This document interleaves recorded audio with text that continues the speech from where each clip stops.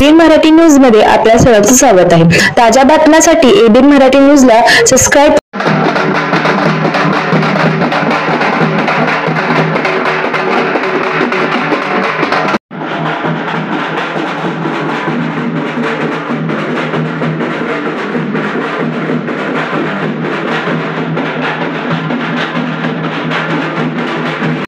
समोर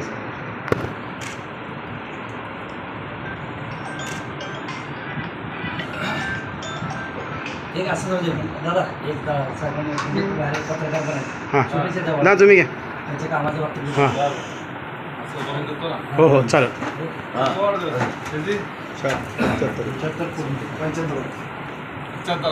75 पूर्ण अमृत महोत्सव ना हो अमृत महोत्सव हे पंकजा आवाज कमी करा। राष्ट्रवादी काँग्रेस पार्टीमध्ये अलीकडेच राज्याचे उपमुख्यमंत्री अजितदादा पवार यांच्या प्रमुख उपस्थितीमध्ये प्रवेश केलेले दायमा शेट्टी जे हे सोनिया गांधी राजीव गांधी यांच्यासोबत वावरलेले आणि काम केलेले एक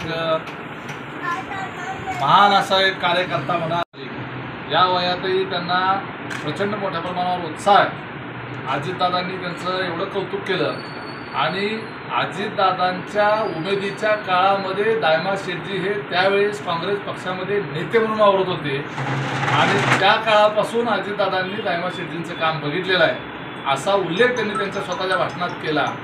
त्यांना आज राष्ट्रवादी काँग्रेस पार्टीमध्ये फार चांगल्या पद्धतीची जबाबदारी देण्याची तयारी अजितदादांनी केलेली आहे आणि निश्चितपणे राज्यस्तरावर कदाचित देश स्तरावर त्यांना काम त्या ठिकाणी पक्षाच्या वतीनं दिलं जाण्याची शक्यता आहे।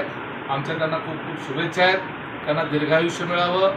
त्यांची मुलगी अतिशय ॲक्टिव्ह आहे, तिने फार चांगलं भाषण त्या दिवशी केलं आणि दायमा शेट्टींचं आपल्याला माहीत आहे की त्यांना बोलण्याच्या संदर्भामध्ये मशीन लावायला लागते, परंतु त्यांचा आवाज म्हणून त्यांच्या मुलीने भाषण केलं आणि एकंदरीतच अशा सगळ्या परिस्थितीमध्ये एखादा माणूस खचून गेला असता, घरात बसला असता, राहिलेलं आयुष्य आता जसं आहे तशा पद्धतीनं जगूया असा विचार केला असता, परंतु आजही समाजाकरता काम करण्याची तळमळ ठेवणारा हा 75चा तरुण हा तुम्हा आम्हा सगळ्यांना लाजवणारा एक कार्यकर्ता आहे आणि त्यांच्यातलं कार्यकर्ता पद आणि सेवा दलातली सेवा अजूनही त्यांच्या हृदयामध्ये तशीच आहे आणि त्यामुळं त्यांना उत्तरोत्तर त्यांची आणखी प्रगती व्हावी, त्यांना अजितदादांनी खूप मोठी संधी द्यावी, त्यांना पुढचं काम करत असताना त्यांचं आयुष्य जे आहे ते दीर्घायुष्य त्यांना मिळावं, त्यांचं निरोगी आयुष्य त्यांना मिळावं, सहकुटुंब सहपरिवाराला त्यांच्या माझ्या मनापासून शुभेच्छा।